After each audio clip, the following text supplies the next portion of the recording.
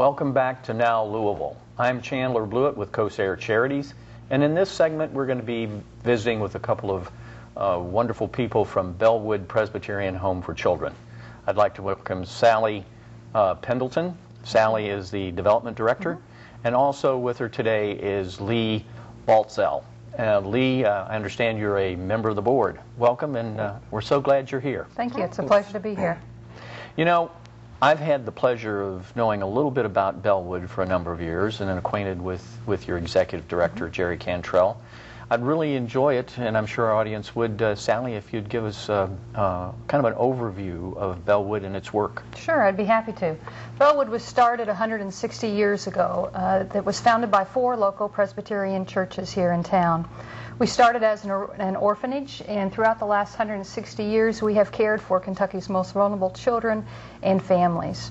Our work today, we work with Kentucky's heroic young people. These are folks who have been in and out of the foster care system and have experienced multiple transitions. We have 5 major programs that we work with. In Louisville, we work with residential care and independent living folks. In our residential care programs, both here and in Bowling Green, we have young people ages 12 through 18 that have been in the foster care system. They are wards of the state, and they stay with us from anywhere from a year to 18 months. That's quite a task working with youngsters in that age group. It's a real opportunity and something that we're very proud to be able to do, and are grateful for the support that we've had across the state throughout the years to be able to do this. Because of what I know about Bellewood and the services, I think that a point that I've heard you make before is the fact that often people think, well, those youngsters are problems, and the truth of the matter is not really that issue. So maybe tell us a little more about how they get to Bellewood. I could address that. As a matter of fact, just recently we've started a youth ministry program out there. Actually, we have services for the kids on the first and third Wednesday of each month, and we come to them and we provide communion for them, and those who want to come. Everybody, it doesn't have to come, it's totally their decision. But my husband participated in it, as did a friend who's a former youth director, and he said, who had worked with children forever, and said, you know, I'm a little nervous coming out there because I really don't know what to expect. And after the services were over, which I might add are just terribly spiritual and very uplifting, he said, both of them said, golly, these are just kids. They're just kids like our kids. Any other kids, they've just been dealt a really rough life. And they, you know, they're amazing considering, you know, how little trust they must have for the world because of what they've been through. And what our key philosophy at Bellewood is relationship, and we want to provide a home. That's part of our name. It's always been a part of who we are. And so as they come into Bellewood, we bring them into our home, and we want them to remain with us as much as they can, whether they go on to another placement or they go on into independent living.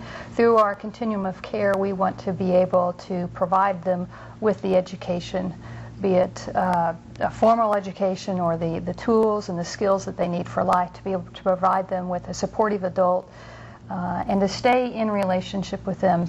These kids have not known trusting, loving, caring relationships, and they have much to relearn in their adolescence, which is already a complicated time in our lives. Sure. And so we work with them from our residential program. They can go into an independent living program where they can learn the skills and have the wraparound services to help them find jobs and further their education.